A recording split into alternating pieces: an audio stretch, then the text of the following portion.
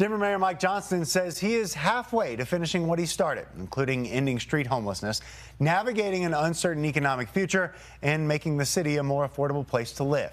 I had the chance to sit down with the mayor for a one-on-one interview today. He shared what he views as his accomplishments during his first 2 years in office, admitted there is more work to be done, and also touched on what you can expect in the final 2 years of his first term. The city of Denver looks different than it did when Mayor Mike Johnston walked into his office 2 years ago this week. There are no encampments left in Denver. There are no tents in downtown. Johnston says the city has gotten 5,000 people off the streets and ended street homelessness for veterans, while also acknowledging that there is still work to do. Yes, we still have a couple hundred folks who are left on the streets, and they are mostly what we would call our highest acuity individuals. They are the most significant mental illness, the most significant addiction.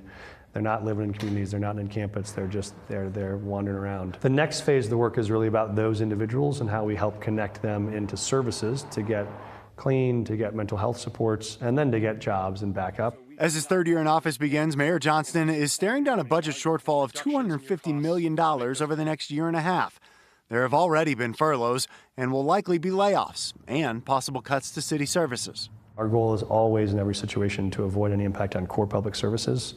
We're going to keep officers on the street. We're going to keep trash getting picked up. We're going to keep our parks and rec centers clean and open. You think it's possible to balance the budget and keep all of those things? I mean, we're never going to keep everything, but what we are going to do is try to take a look. What we've done with each department is said, what are the core public services that we have to deliver in this department? And what are the big citywide goals we have to deliver citywide? And then what are the things that might have been nice to have 5 or 10 or 15 years ago, but might not be so essential to have right now? And how can we find a way to pare those back? Johnston has also been vocal about the future of the Broncos and keeping the team in the city when their lease at Mile High expires after the 2030 season. Over my dead body, will the Broncos leave Denver? And I'm sticking with that. I would be a betrayal. I'd fire myself. I really think the ownership group is a thoughtful group of people who want to do the right thing, and so I'm optimistic we're going to get to a deal, and I think we're going to get to a deal pretty quickly. How soon is pretty soon? I'm hoping in the next few weeks, if I'm ambitious. Really? Yeah. About an announcement about a stadium? About an announcement about a plan for what we think we would do with them, and we're working hard on it every day.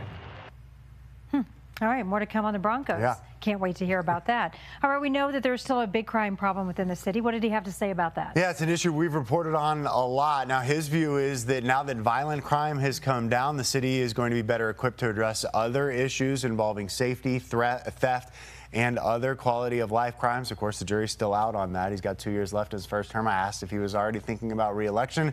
He said no, so we'll see. All right, thank you, Michael.